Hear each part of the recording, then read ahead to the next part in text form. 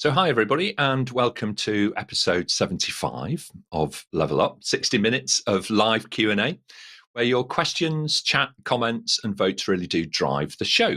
Let us know, please, when you're online, your name and which city you're joining from around the world, because we love to hear from you and get everybody involved. Also in the chat, you'll find a link to vote up the questions that you would most like answered. And of course, to add your own as well. I think we've got Suchitra, who's working on the social chat today. So thank you, Suchitra, for doing that. And she'll be encouraging you to join in there. Now, of course, we live stream 2 days a week, Mondays at 8 and Fridays at 2 p.m. UK time to both YouTube and LinkedIn. Today, we're going to be talking about how to become a project manager, a role which combines leadership, diplomacy, creativity with empathy and, above all, courage. At times, it can be hugely frustrating, but at times, immensely rewarding. It's a role that appeals to many and has been truly mastered, I would say, by only some. So helping us on this journey today are an expert panel. So let's jump straight in and meet them. Veronica Frias is a practicing global project manager with AkzoNobel. Veronica has worked with some of the leading organizations around the world, including folks such as Accenture, Ogilvy, and Teradata in her professional career.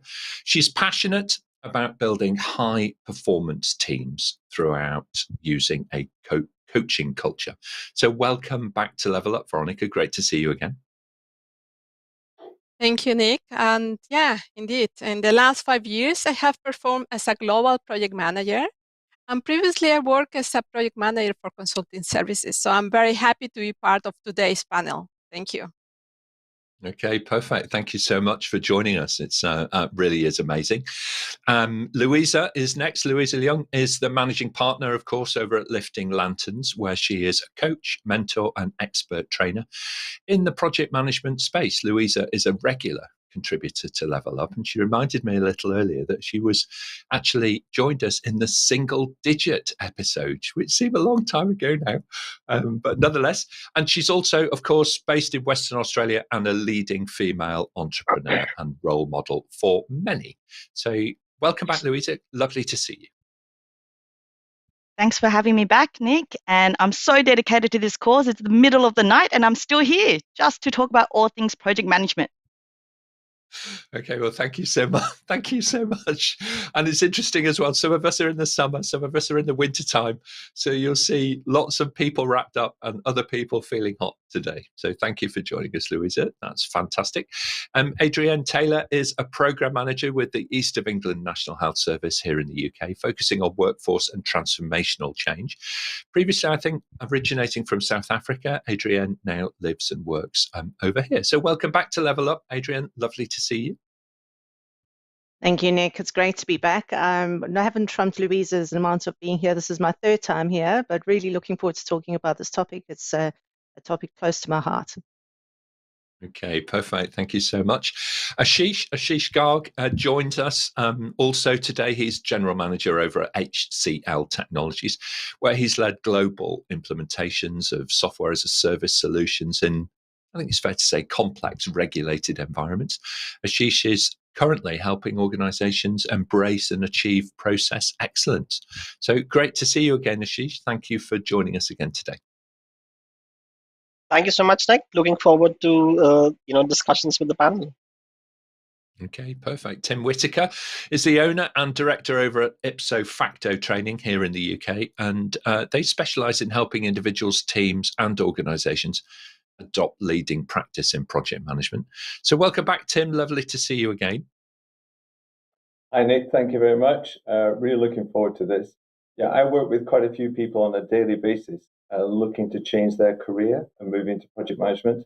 Hopefully I can help with a few wise words. Thank you. Yeah, brilliant. And thank you to everybody who's joining us from around the world. We've got Kingsley in Texas.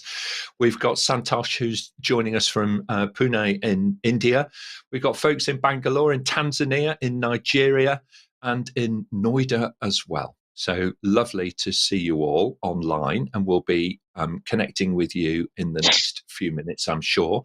Our question master for today is Shanice Mitchell-Cox, who's joining us from Wales. So welcome, Shanice. Lovely to see you. How are you?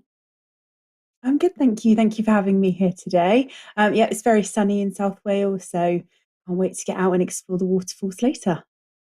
All right, okay. We're kind of heading towards the weekend here, so we've got that little kind of summer holiday vibe kind of going on. So allow us a little bit of a few smiles and some happiness and so on as we kind of talk through this important topic this afternoon. So Shanice, I think on that note, let's take our first question, please. Of course. So we have a question from Paul. Are professional membership bodies valuable for those just starting a project management career? And if so, are there any that you can recommend? All right. Well, it's an excellent question, Paul, and thank you for asking it. Tim, why don't you start us off on this? Yeah, I think this is a nice, easy one, in so much as the APM, the Association for Project Managers, which is the Chartered Institute of Project Management, is a great place to go. They have everything that you would need from a perspective of a career. There are qualifications, the support, there are blogs, there's an awful lot of help, and I would highly recommend you go to the APM. Okay, thank you so much, Tim. And Ashish, your thoughts, please? Yeah, so I think any professional course definitely helps you because it guides you to in a in a specific pattern, right? Because project management itself is a huge course and a curriculum that you can go through. So instead of trying to go all over the place, any professional course gives you a structure and a framework to follow through, and you get to understand the methodologies, the frameworks, and what is the sequential way of learning.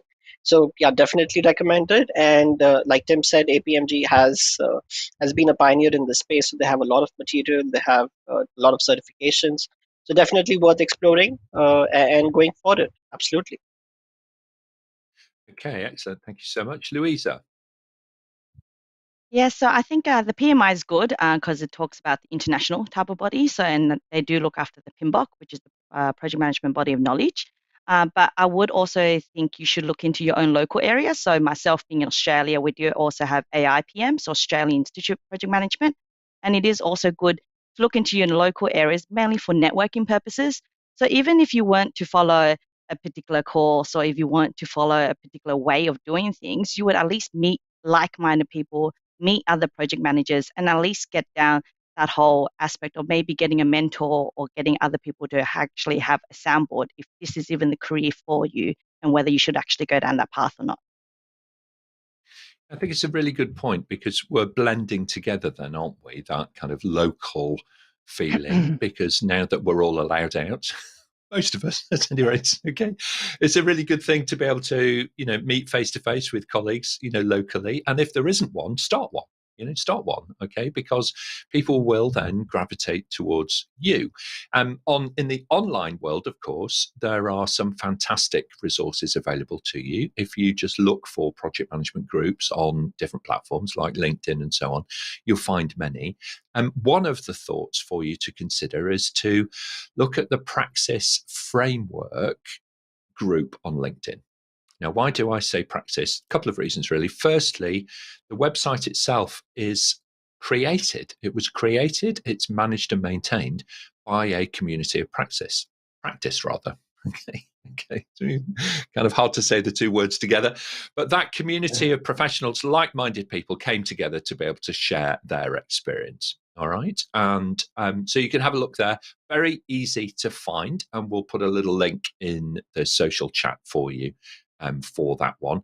And there are some really great online groups now that you can dip into, find out about, and then jump from there to your local, local groups and local provision, whether it's the UK Association for Project Management, the APM, that's what Tim was referring to a little earlier, or whether it's more of an international organization. And of course, the UK APM also has affiliates and associations with other project management professional groups around the world. So really great question. So thanks so much, Paul, for asking it. Now, if you're watching us online and you want to put the question directly to the panel, just type it into the social chat and we'll pick it up from there and we'll put it to them. On that note, Suchitra, I do apologise. Shanice, may we have our next question, please?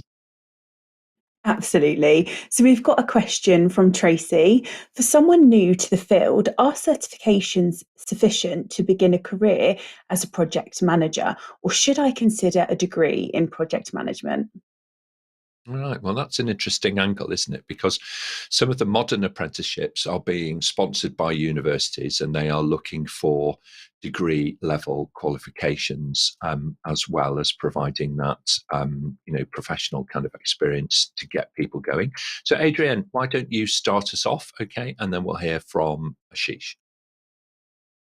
I'll talk about my journey because I basically started off without any formal qualifications or certifications. But what I found that was I started as project support and administrative positions, and then I got to understand the project management world. And then from there, I decided what kind of degree or certifications I wanted to do.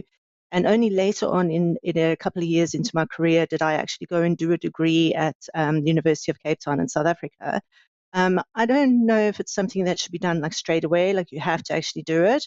I think it's also about your journey and where it takes you and what you find works for you. And I think that's very important as well. Okay, thanks so much. Ashish, your thoughts then, Veronica? Yeah, I think I kind of align to what Adrienne is saying. Along with that, I would just say it also depends on the local geography in which you are in. Right, so it depends on which part of the world are you working in and what are the requirements to move into a project management discipline from the job market perspective.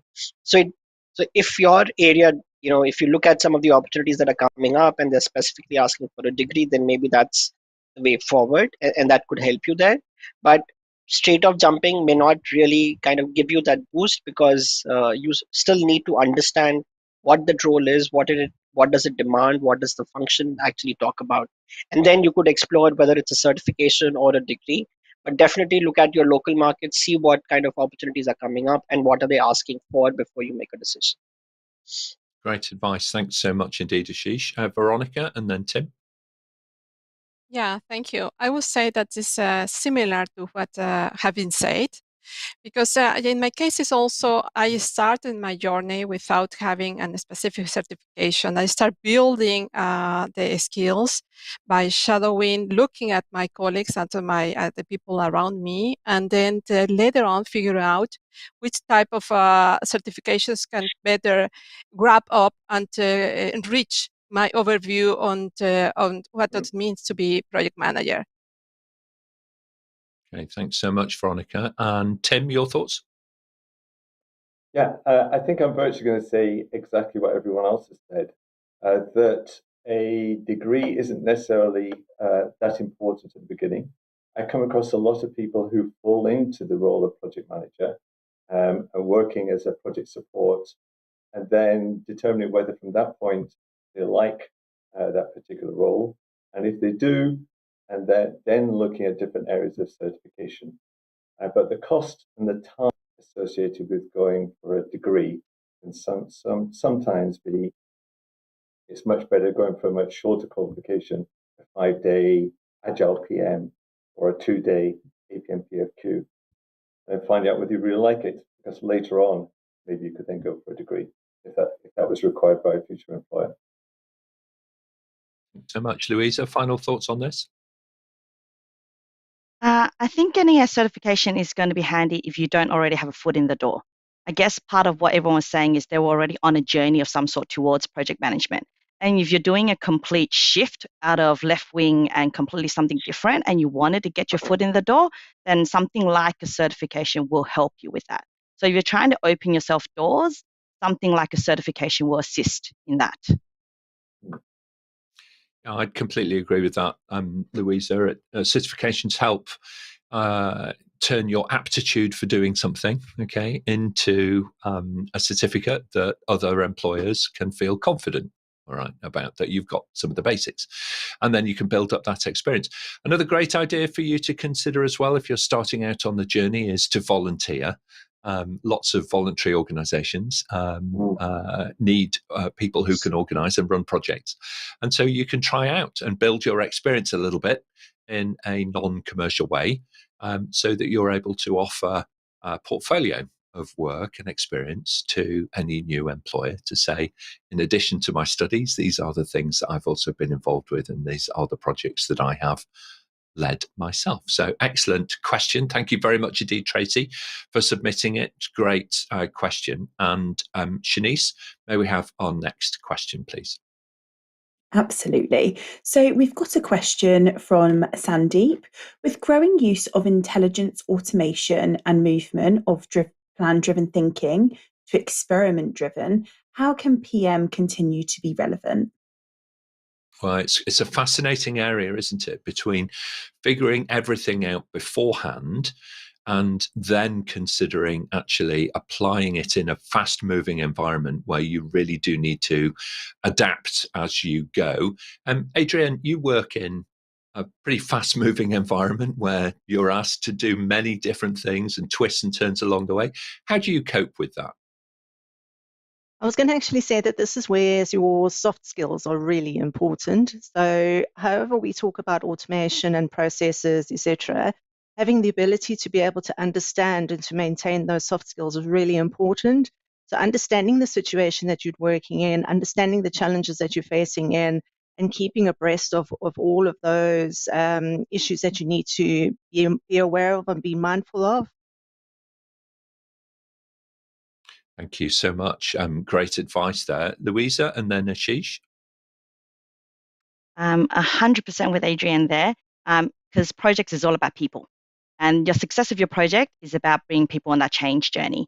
And as much as you can automate things and you can have a look for a pattern, you can't actually calculate people that well. And there's always going to be someone interesting and colorful that's going to be a curveball, and no one would matter as good as a project manager in person. Okay, thanks so much. Ashish, your thoughts? I completely agree with what's been said before, and just would like to add that I think a project manager brings in a business perspective and the functional thing that kind of ties and stitches everything together. So while technology is definitely coming up and it kind of automates a lot of the stuff and gives you, proactive views and dashboards to what would happen. So that's kind of changing from traditional project management that some of us have seen probably in their lives. But I think the role of a project manager would still be required, because that is the person who is the person at the center and will kind of stitch everything together irrespective of wherever the automation takes us. Okay, excellent. Thank you very much indeed. The other thing that I would say about this is that, within that question, we had the thought around, how do you experiment? Okay, and there are certain aspects of projects where experimentation is a good thing. You can bracket that into different phases. You can consider, work streams that are developed around experiential progression, if you like. And of course, the whole Agile philosophy is for you to be able to learn as you go and improve as you go. So there's lots of good thinking built into these different methods and tools and techniques for us all to be able to embrace. And thank you so much for the engagement that we're getting online. So much, actually, that we've now got another person joining us in the online team. So Ellie Bowett, thank you so much for stepping in and managing some of the chat dialogue that we're getting on LinkedIn. Very good, everybody. Let's move on, please, if we can do, and we'll take our next question, Shanice. Of course, we have a question from a live viewer. How important is technical know-how for becoming a project manager? All right. So how important is the kind of technical know-how? Now, technical, I suppose, could be, around the methods themselves, or it could be around the technology that you're using. Adrienne, in your experience, how important is it? So my feeling is that it, in a project manager role, is not to essentially be the expert in that technical, because otherwise I find that you'll run down rabbit holes, and lots of them, and you'll get buried in the very minor details of things. I find that I think it's important to understand it, to be able to understand it, but to always have an expert on the side that you would be able to ask the questions or something that you need, like further clarification on something. So that would be my feeling about answer in terms of that question. Okay, thanks very much. And Louisa? I had a big smile when I saw that question because this was something I had to talk to a client about today. Because sometimes they do expect the project manager to answer the technical questions. And the reality is, I try to tell people I'm not the technical expert. And you've got to be able to have someone else fill those shoes if you're not going to be that person. Sometimes you could be a technical project manager, which means that you are the person representing the technical perspective as well. But if your client understands that you are talking the project management side and not the technical side, then you've got to be clear that when they talk the technical, it's like another language to me. There is technical gibberish to me, is what I call it, but enough for me to listen to that gibberish so that I know that they're not trying to outfool me. So I don't believe that the project manager should be the technical expert in the room, but you do need to know where your roles and responsibility is and whether you are having to wear that hat. Okay, that's really important to be able to tune into the language of the client so that you can use specific terminology, but without crossing that boundary into becoming perceived as the technical expert. So really good advice there. Thank you so much, Louisa. Tim, your thoughts, please, and then Veronica.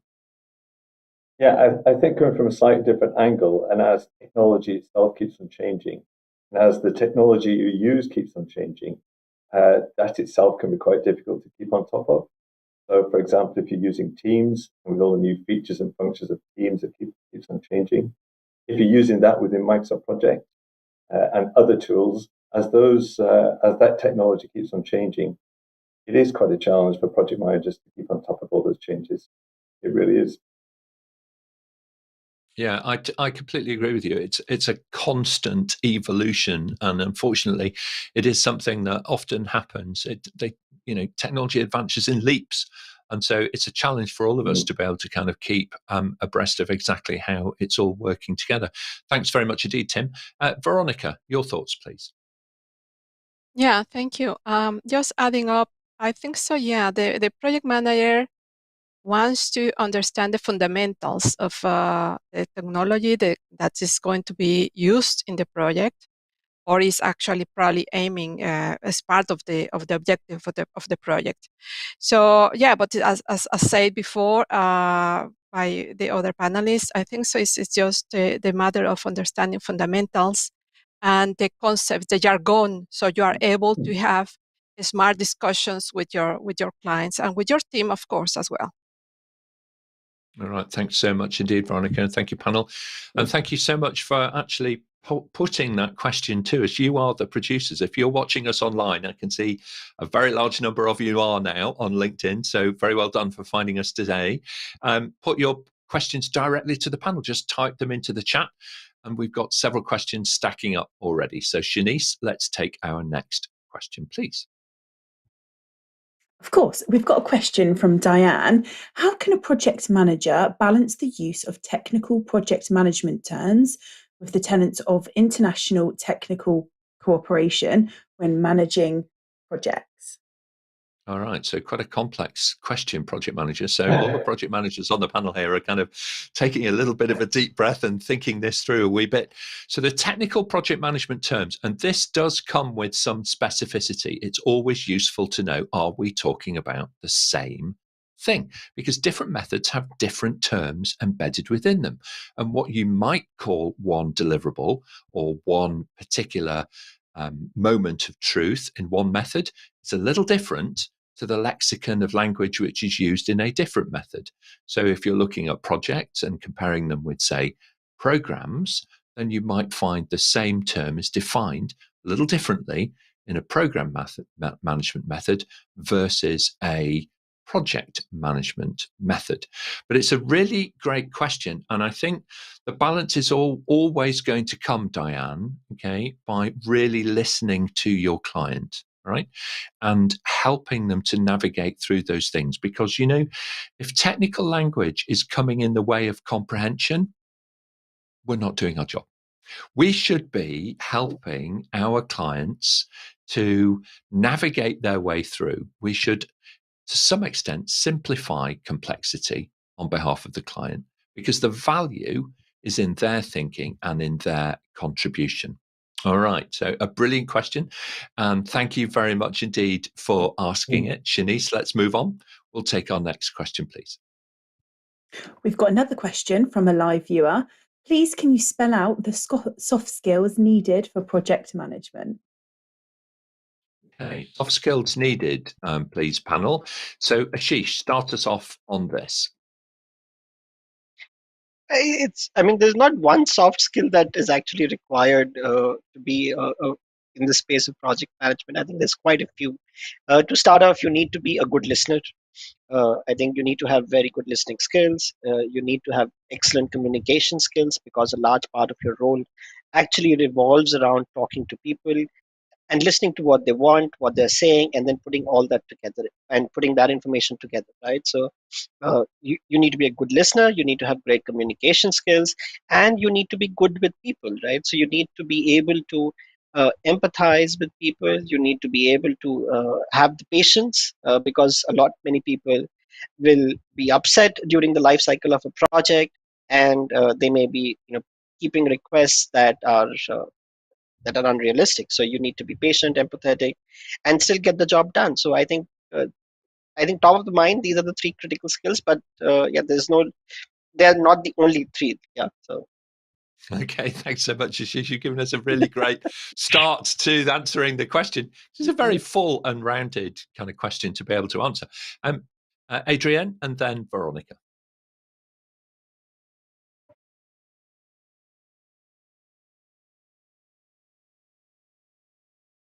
Go ahead, Adrienne.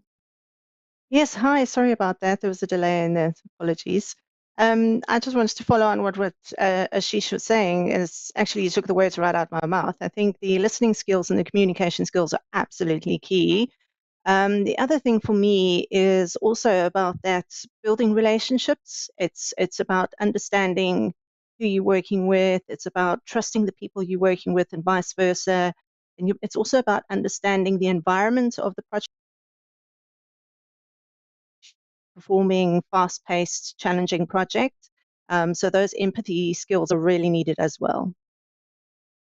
Okay, thank you very much indeed. Great advice there. Veronica, your thoughts, please. Yeah, just have been already mentioned, many of them. But I will add celebrating success, for instance, knowing and when you need and you want to recognize the team is very important. Empowering your team with autonomy, that's another one. And besides, of course, of everything had been already mentioned as communications, knowing and looking at how to manage conflicts, because that's a reality. And there are different techniques and different alternatives. That is also very important. And also identifying when is the crucial conversation that needs to take place between you and the team member or in the team. That's really, really important. And those techniques that Veronica was mentioning about conflict management, how to do that is so, so, so important. Recognizing it and then figuring out how do you do that, really super important. Tim, your thoughts? Yeah, could I just add two more? One is assertiveness skills, and a really good one, negotiation skills. And I really think on top of all the other ones that were mentioned, negotiation skills are pretty handy to have. Okay, so we've now made a really long shopping list. Thank you very much indeed, panel. But the other thing that I would say with this, okay, is that we in our careers we start off at one level and we get better and better. It's a never-ending story. So building these skills is something that never ever finishes. We can never say that we've reached the end of that skill development journey. And when you look at experienced people and they appear to be doing everything swan-like serenely on the surface, at some point in their careers, they've been paddling furiously underneath the water. So don't feel too upset if you're reading LinkedIn and it's telling you all of the things that you shouldn't do. And you're thinking, oh, dear. Don't worry about that. Okay, focus on all of the things, the good that you can do. All right, and the techniques that the panel is sharing with you, and connect with them on LinkedIn, and borrow a little bit of their thinking from time to time to help you out of a tight spot. I'm sure they'll help you out. All right, really, really good. Excellent. Thank you so much. We've got so many questions stacking up. We're going to move on quite quickly now. So, Shanice, may we take our next question?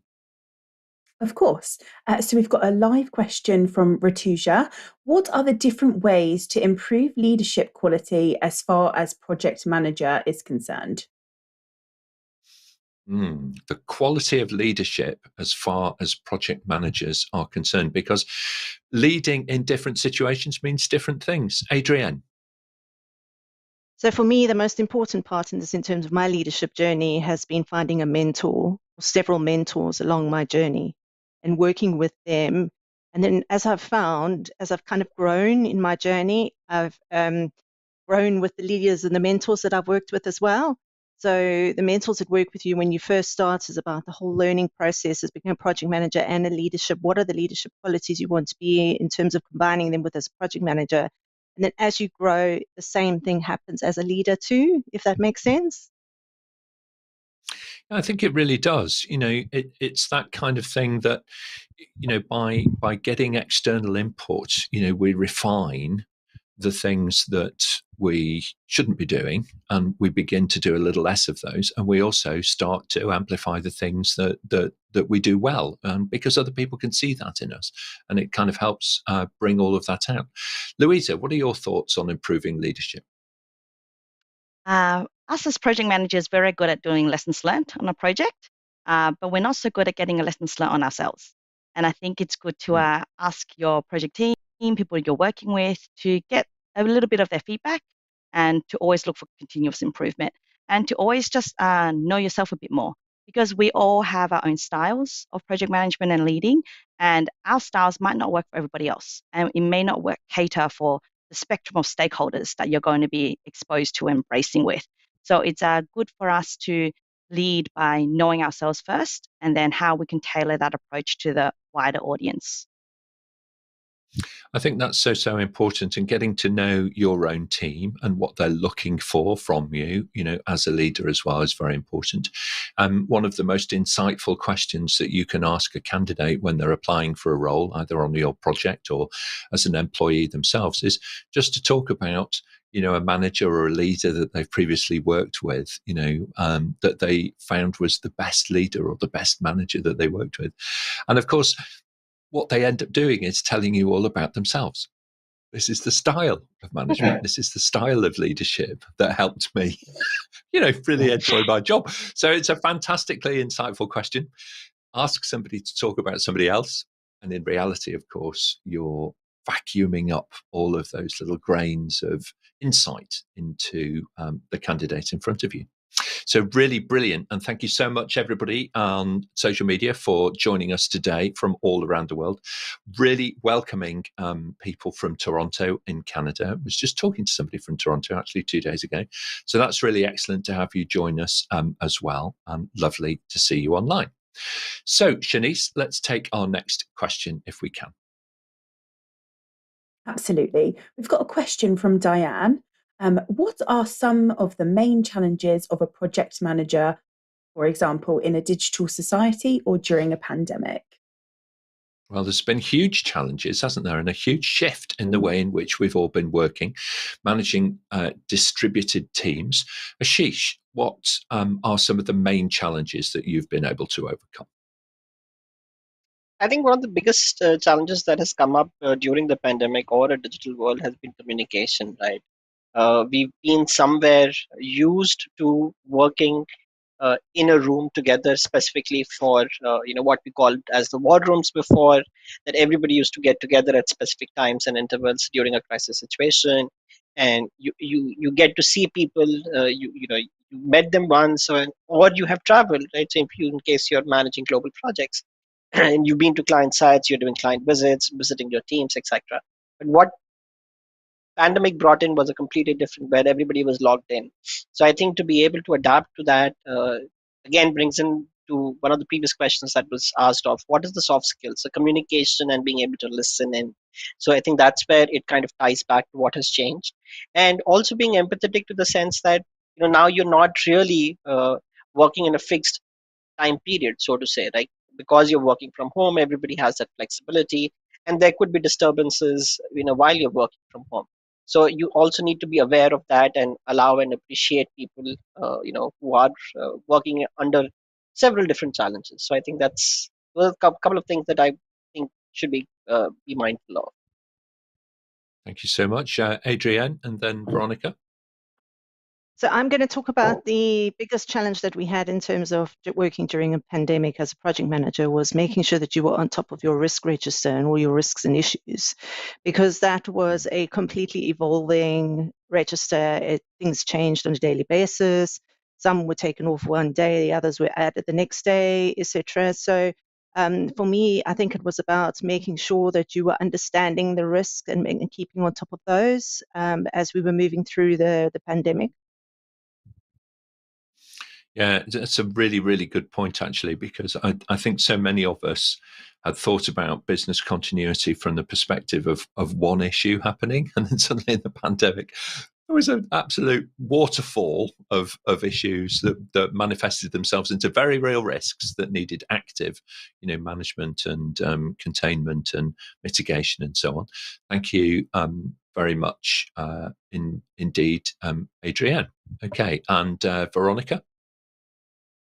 Yeah, thank you, Nick. I would say that indeed, this managing virtual teams is one of the biggest or main challenges in this kind of scenarios. And for instance, in my case, what we saw is that we were used to manage, for instance, Kanban boards, but physically, the papers and just getting all together in the meeting room. Now that was not possible during the pandemic. Then just shifting the dynamic of working towards all of these different tools that enable just moving from that Kanban to a digital Kanban and getting used to that kind of new way of working that we were not necessarily used to, or was not for all of us the preferred way to work or get together or make decisions. Okay, thank you very much indeed. And it does vary by group, doesn't it? What is their preferred, kind of way of working in that sense? Louisa, your experience? I think the biggest thing that we learned from the pandemic is that we just had to be patient to go back a few steps.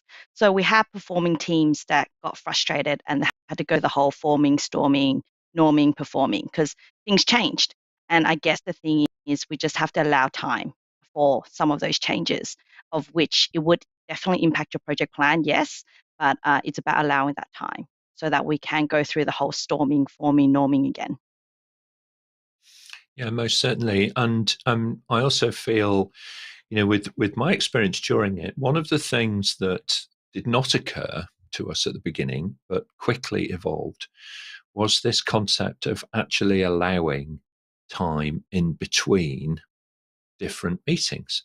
So we were planning our days, imagining that everybody started their meetings, on the hour. Okay. And they finished the meeting again on the hour. And so everything was back to back. And of course, in reality, in the physical world, you at least walked from one meeting room in a building to another one. There was usually a little bit of a gap. But we didn't allow for any gaps. So it was caused an awful lot of unnecessary stress with people. So people looking at the clock, oh, it's 30 seconds past the start of the meeting. Why aren't they all here? Well, in real life, you would be able to see them walking towards the meeting room down the corridor, and you would be much more relaxed. So I would say one of the things about the digital world is plan in a little bit of normality for the human being.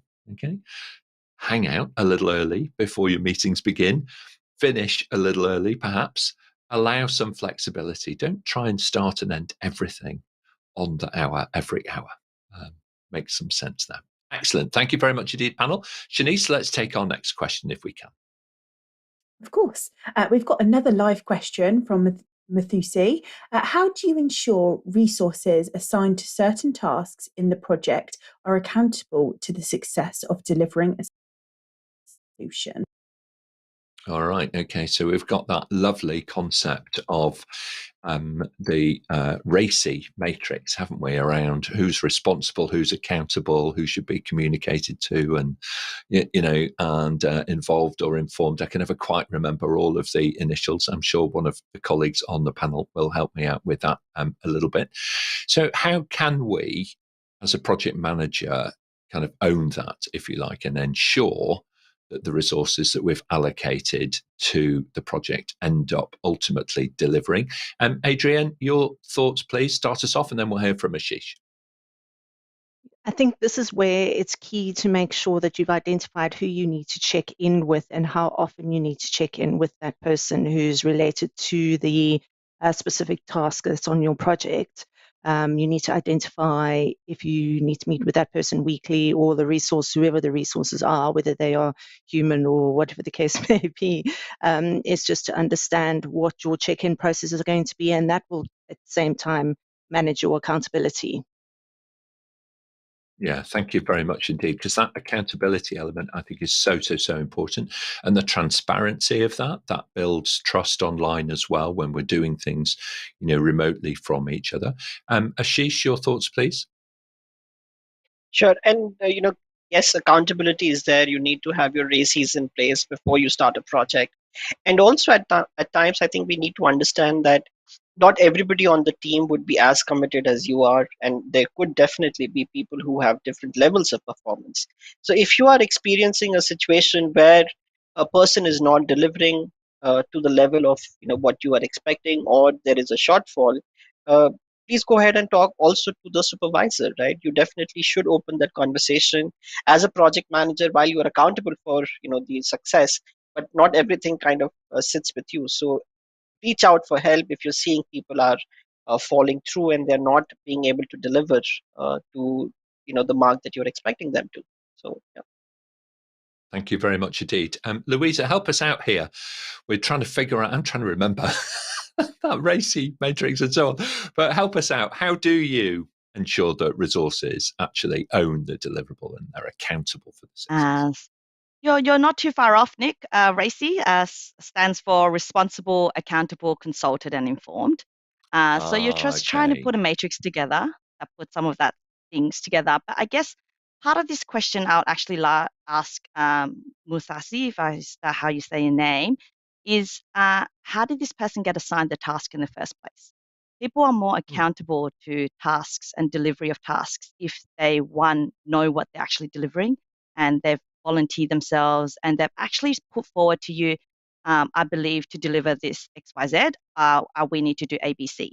If you're spoon feeding them tasks and you're constantly trying to force them to do it, and it's a task that they don't believe in, potentially, then they're not going to hold any accountability.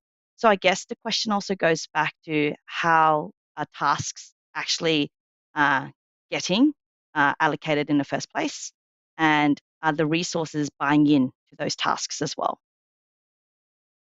So I always say that, So I think, just so you know, Nick, I always believe the doers, whoever's going to be delivering the tasks, should be coming up with tasks. Yeah, it's critical, and it is one of those skills that I definitely think does develop over time, that you're able to become the guide or the facilitator, rather than, to your point, the issuer of small granular activities that don't really feel meaningful to people. The folks who are trying to manage projects at such a granular level, you're missing a trick. You really are. You're not tapping into the talent of the team. The team is there. That's the point. You're the conductor at the front, orchestrating. You don't have to play every instrument. Excellent advice. Thank you so much, Louisa. And thank you for helping me out. It was the who needs to be consulted bit that I muddled up. So thank you. Shanice, let's move on, please. Take our next question. Of course. So we have a question from Rose. How much knowledge of Agile methodologies do I need to work in a project management? Or are traditional waterfall approaches sufficient to start a career in project management? Well, I think, Rose, that you've got options, quite frankly. There's a whole spectrum of different approaches to managing different projects and different methods and tools that people are using in the real world that span all of those disciplines. Louisa, what's your experience? Actually, this one has always been a hot topic of conversation. And I always say to people, it's kind of like a chef. And you kind of want the chef to just be able to use different utensils to cook with, whether you're going to cook with the stovetop, or whether you're cooking with the oven, or whether you're just going to be using the fridge and just doing a no-bake version. The idea is agile, waterfall, however you're going to be delivering a particular project, you still use the same competencies. And the competencies I'm talking about is risk management, people management, stakeholder management, time management, all those competencies itself. Same for the chef. The chef understands whether the food is cooked or not, and how to actually get from point A to point B using ingredients to get the food out. Is all about your utensils and which method you're going to use to cook it, but the chef is still going to cook something by the end of it. Yeah, some really good advice there. Adrienne, your thoughts? So I started off on a traditional waterfall approach as I was in my career. And as I've moved along, it's about adaptation as well. So it's about adapting to the circumstances that you're working in and also understanding the environment that your project is going to be in. So as we moved along, there's more agile methodologies and more of an agile approach according to whatever project that you are working in. You still retain the basis, as Louise was saying. You will always retain those basic principles of the project and management approach that you are working to and what you're delivering. So again, as I've said before, it's about understanding the environment that you're in and then adapting to the environment or the project that you are working in. That's how I do it. Yeah, thank you very much indeed. I think a lot of this is a kind of like a false dialogue, really, where people are kind of pushing hard one approach versus another one. And the reality is that you need, the more experience that you get, the more the phrase, it depends, comes into play. And you start to realize that you beg and borrow and you mix and you produce a real kind of hybrid approach. But you know what? It's tailored, and it's tailored to suit the circumstances, the client, the situation that you are in at that time, and the nature of the project, its scope, its pace, its deliverables, and how you engage with your stakeholder community. So join us all of the time, and you'll hear this being echoed from everybody, no matter what their industry is or their background or the country that they are from. People come up time and time again and say you need to tailor it to your current situation. But a great question. Thank you so much, Rose, for asking it. If we've got time, panel, we'll try and fit in 2 more questions. Shanice, what is the next one, please? So the next question is from Tom. Project manager roles can differ between firms and industries. What's your view on hybrid PM/BA roles? Okay, so the hybridization of the business analyst and the project manager. Ashish, you must see this a great deal in the fast-moving industry that you're in. Yeah, so I can try and give a perspective from a technology environment in terms of how it is. So first of all, I think a PM role should not be merged with a BA role. I think there are 2 different and distinct roles that we're talking about. The expectations of the 2 roles is completely different, and we should, as much as we can, try and keep those distinct and separate. It depends on the project size, the client size, the revenue, etc., where you may want to merge a few roles. But technically, a project manager is always different. And whether project management as a discipline is different from an industry perspective, I wouldn't think so. It is pretty much the same. Your nuances are the same in terms of how you guide and you use the principles or the framework that you have understood. One of the things that could probably differ is, again, the concept of technology or the technical skill that we would write.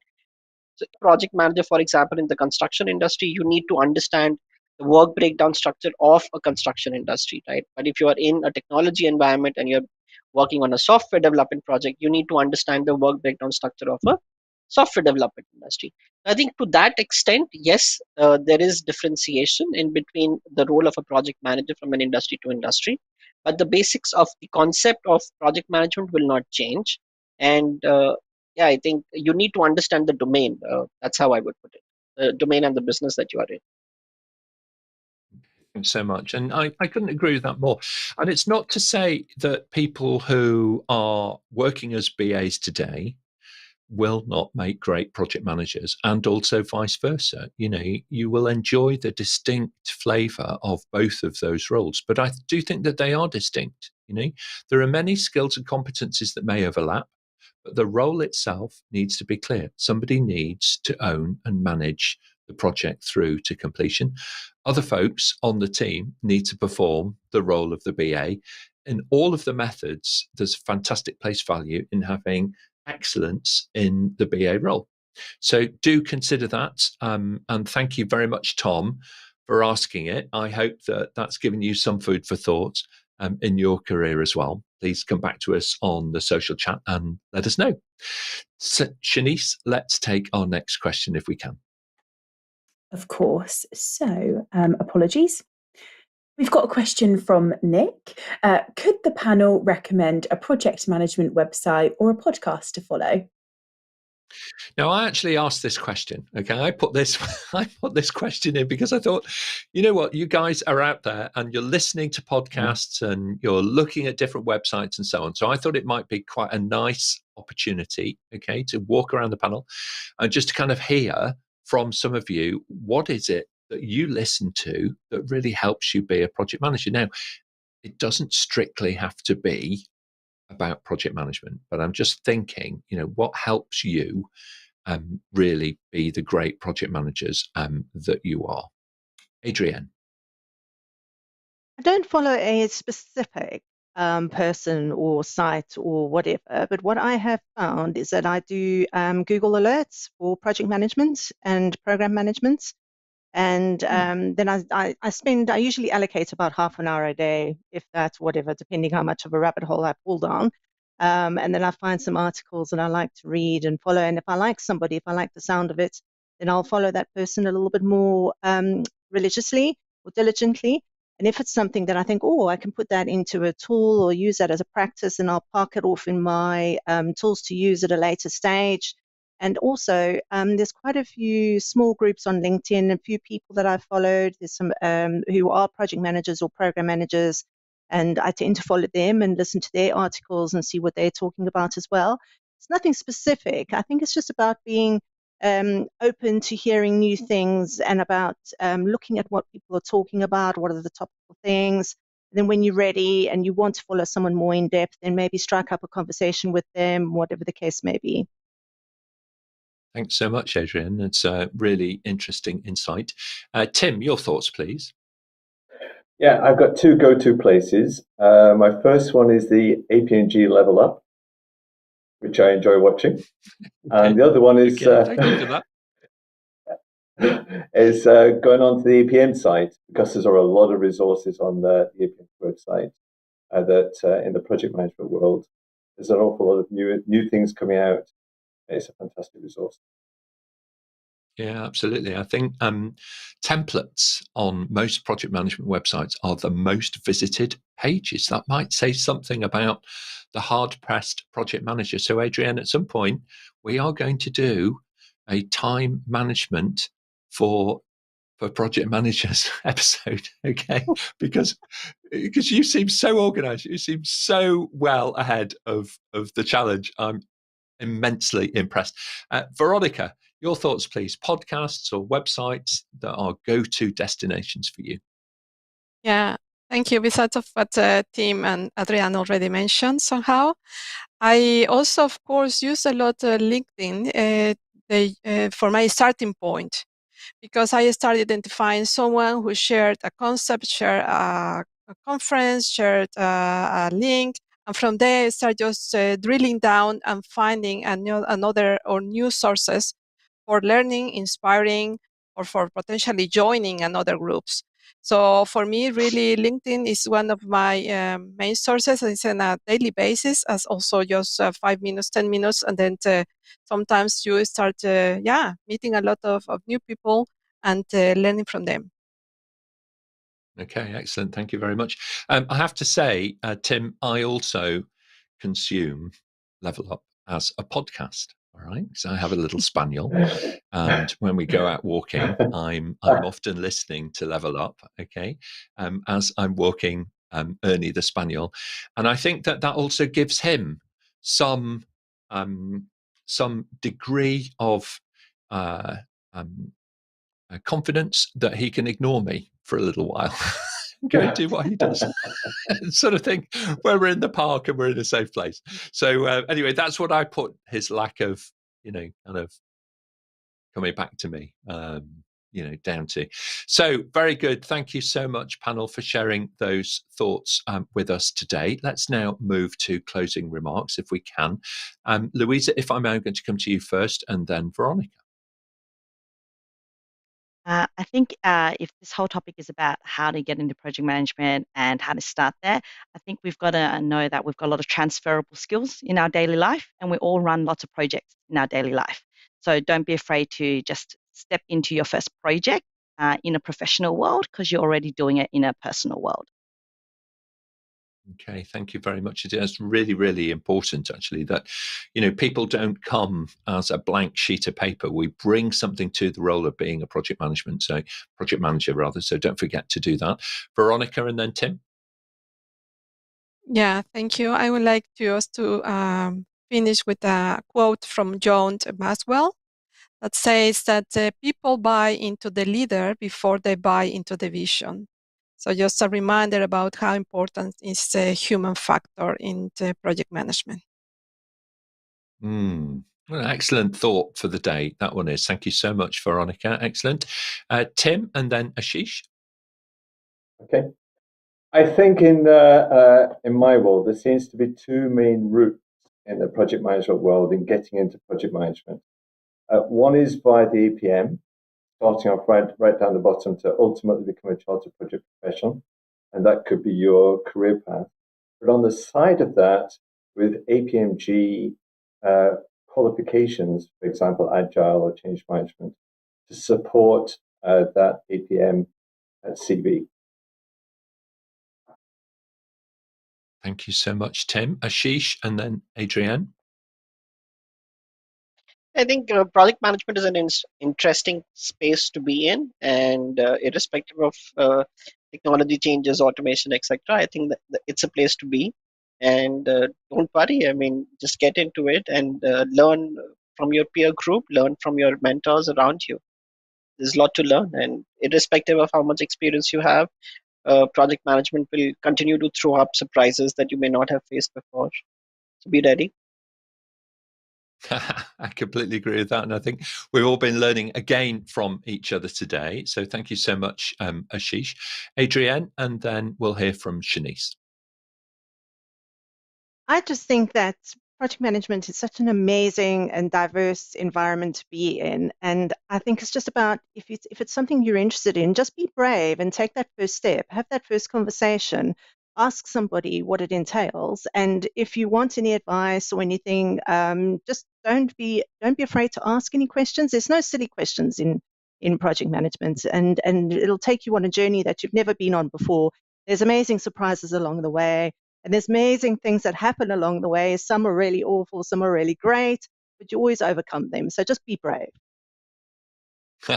Really good advice. Yeah, and that's spoken as a practicing project manager. So thank you very much indeed. That delight and the challenge in equal measure some days. Shanice, your final thoughts on today. I always love these panel discussions. I feel that I take so much away from them, and they're just a whole load of fun. So thank you so much for having this question master today. Okay, thank you so much as well for navigating our way through the question bank. We had a whole heap of questions coming in, and I think you did a brilliant job. So thank you very much indeed, Shanice. I'd like to thank everybody who has been online. You are the producers of the show. Your questions drive everything that we do, as you've seen. So thank you for putting them in, and thank you for feeding back to us how we've been doing throughout as well. Thank you to our colleagues on the social chat who have been engaging. We really appreciate that. Now, on our website, apmginternational.com, you can, of course, search for answers now to well over 1,000 questions. A comprehensive free resource connecting you with over 130 experts from all around the world. Don't forget, you can also listen to us, to the audio versions of the shows on your preferred podcast platform. Monday the 11th at 8, we'll be looking at how to become a business analyst, a role that was featured on today's show. So be sure to join us for that. On Friday the 15th, we're going to be exploring how do you deliver change leadership with all of the practical hints and tips to really help you perform in that leadership type role. Subscribe to the show and we'll send you a personal summary of what's coming up and how you too can join us here on the panel and level up your career with APMG. Thanks very much, everybody. We'll see you next time.